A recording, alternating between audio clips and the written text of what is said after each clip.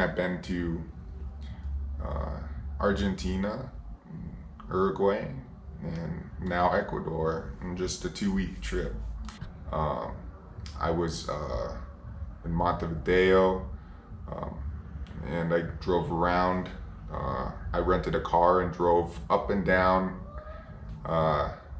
just to random cities. And I stayed the night in just a random place, Trinidad, didn't know anything about it. I felt safe. And then went to Buenos Aires and was there for a couple days. People there are a little more rude. I don't know, they just don't care that you're there, a tourist, you know, nobody cares. And then I came to Ecuador and people care a lot more that you're here, you know. You look different, so you stand out, but there's lots of tourists here. The first day I explored Centro, the historic, you know, colonial part of town. The next day I went up to the top of the mountain on the Telefrico. I was a little nervous because it's 13,000 feet and I was still kind of experiencing some altitude sickness here, you know, a little bit of sleepless nights, tossing and turning, not being able to catch my breath. As soon as I got off the plane in Quito, I felt dizzy.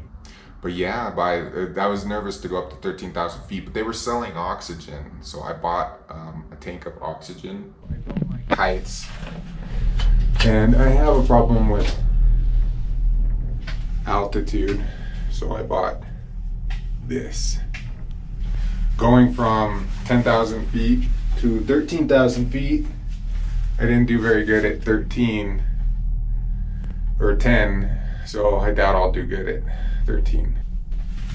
Oh jeez, I hate heights.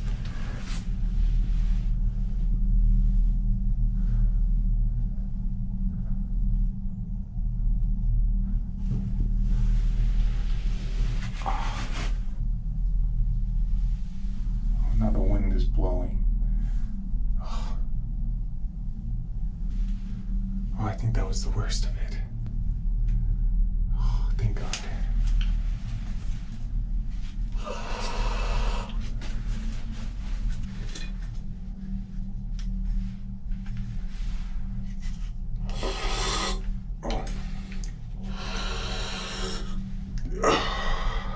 I hate heights.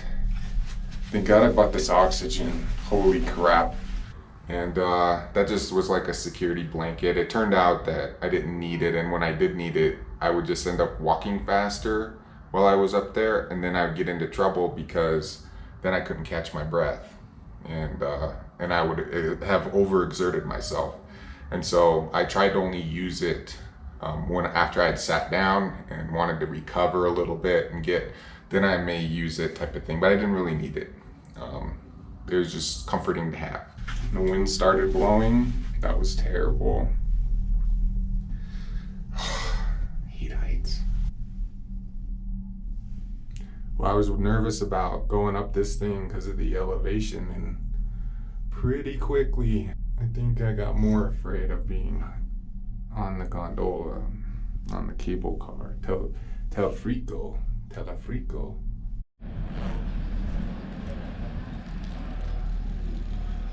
You actually go up to a volcano, and then you should be able to see some volcanoes in the distance too, but it was really cloudy.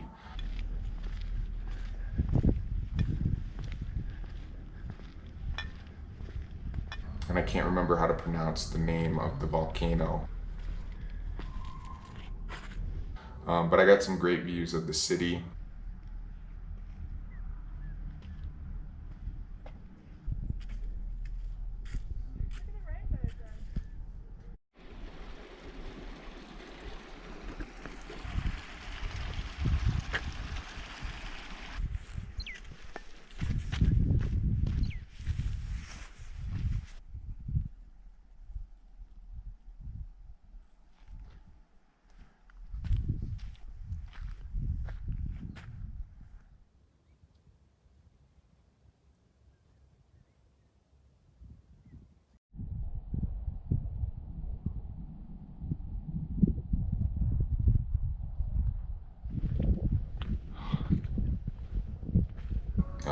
you know, I don't think altitude affects everyone the way that it affects me.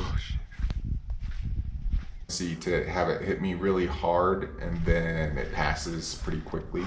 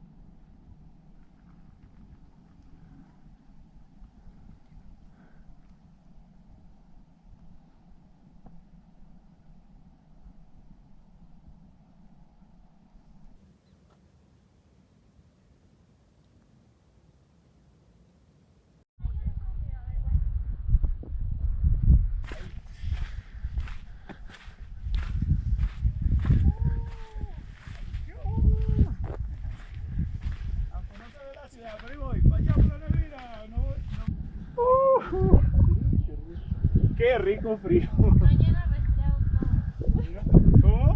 Mañana todo resfriado.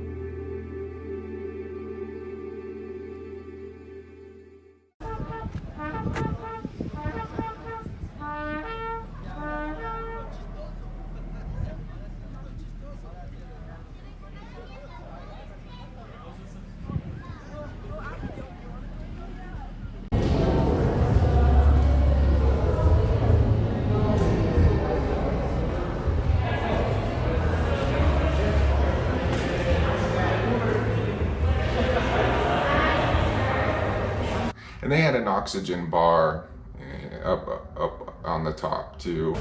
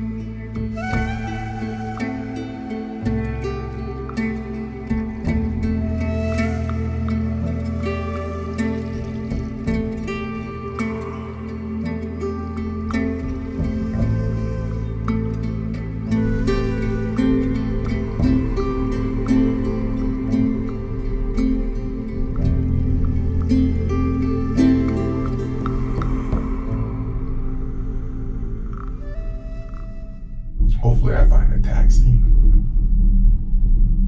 I think I could walk back to my hotel, but not with all my stuff. And then yesterday, I took a walk to Guadalupe. It's like, I'm probably saying that wrong.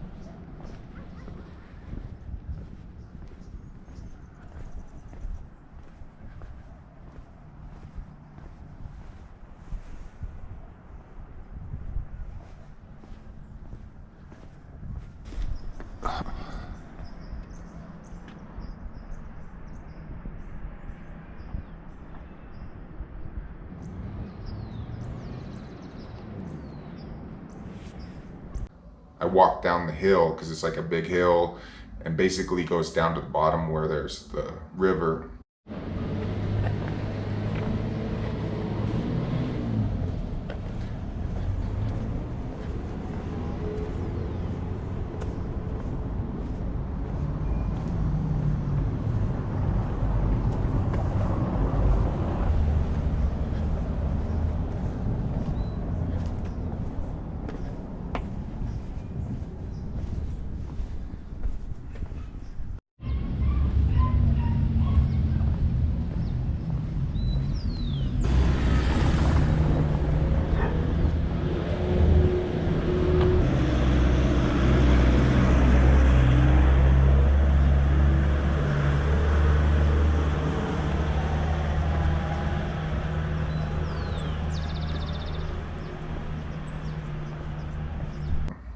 But you know, there was a few areas where, especially on the hillside, when I walked down into that valley, I was like a little sketched out because of it looked like people just living on that hillside, you know, you know, building their own structures without really any input from the city or something. They look really run down. So I was a little nervous, but people had their garage doors open, and so I got the sense that you know, if someone's got their garage open or the door to their house open, just wide open, and people were milling around, you know, there would be areas where there weren't anybody, but you would still see a door open, and so you just got the sense that, you know, you could drop your guard a little bit. So despite how it looked,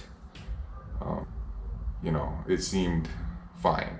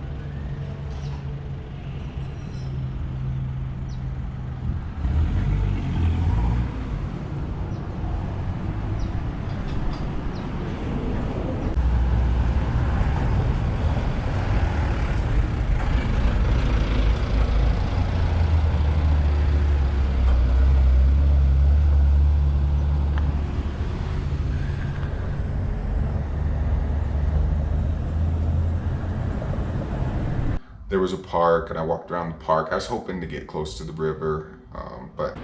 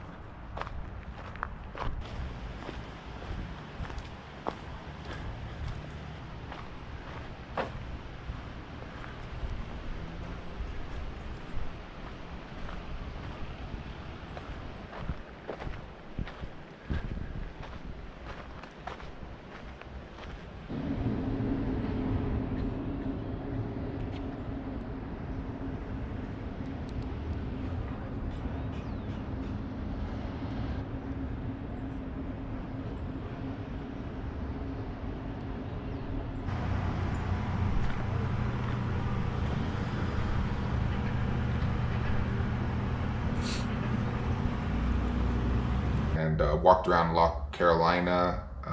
And then La Carolina is like the really nice area of town where all the businesses are.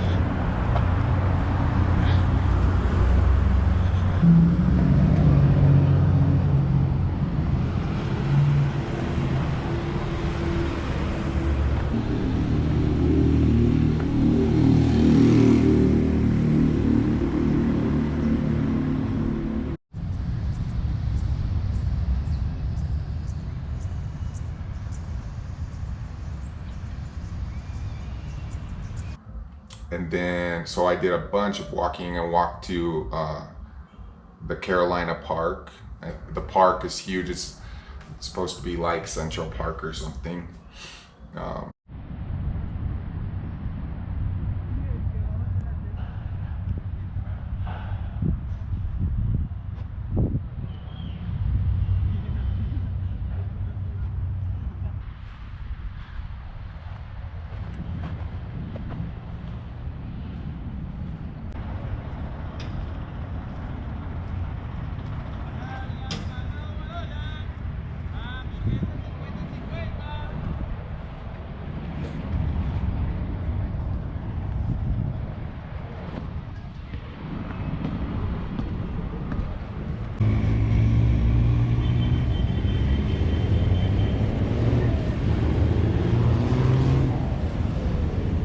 There's like an area where they have graffiti art.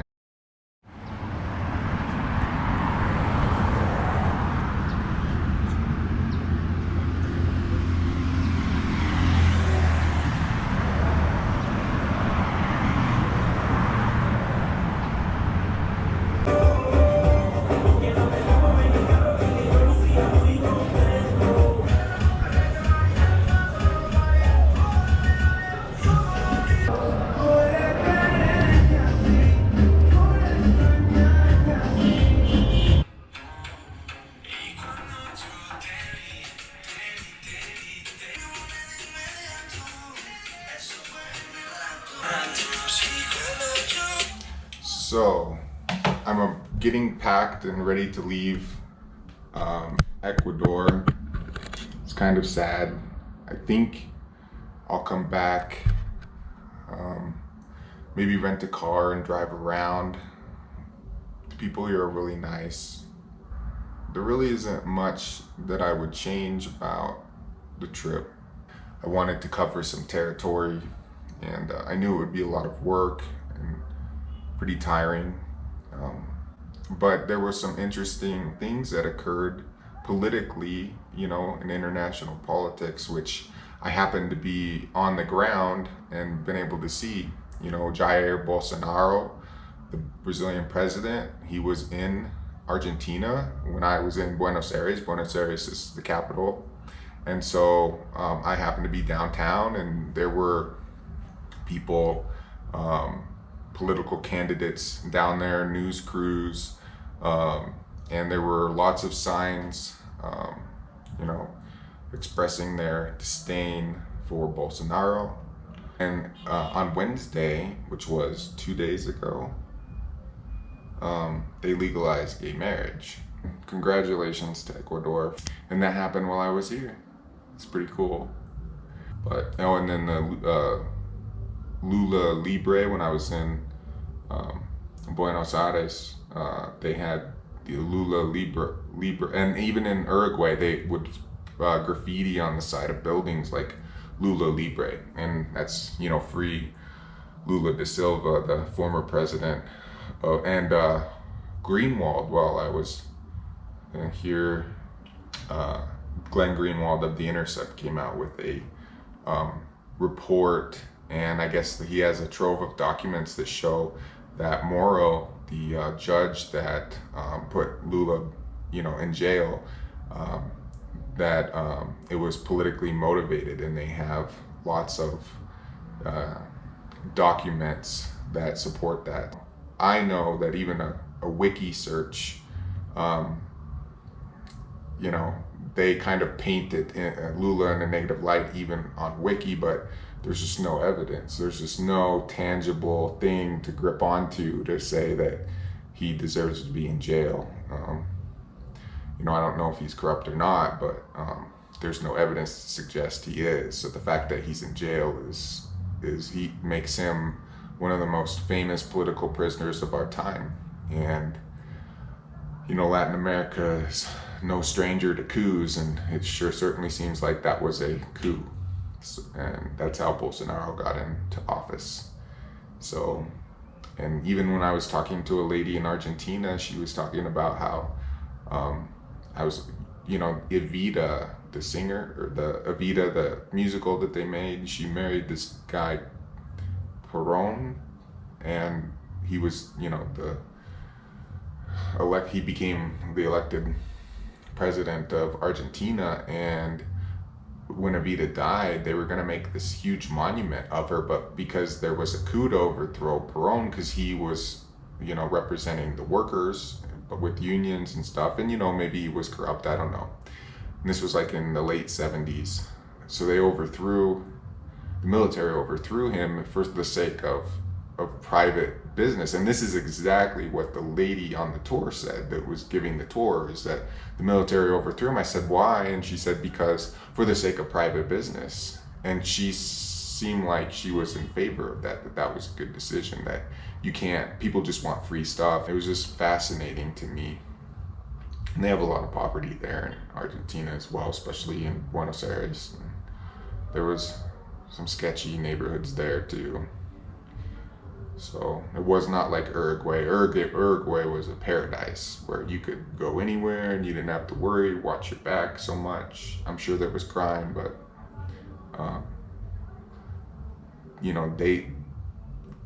they didn't have to lock the doors of the hotel or have a security guard on staff. It was just a totally different environment. So nice. And, well, I'm gonna continue packing and get ready to go. I'm tired. I was hungover this morning. I didn't drink that much, but the altitude and whatnot, I'm sure doesn't help.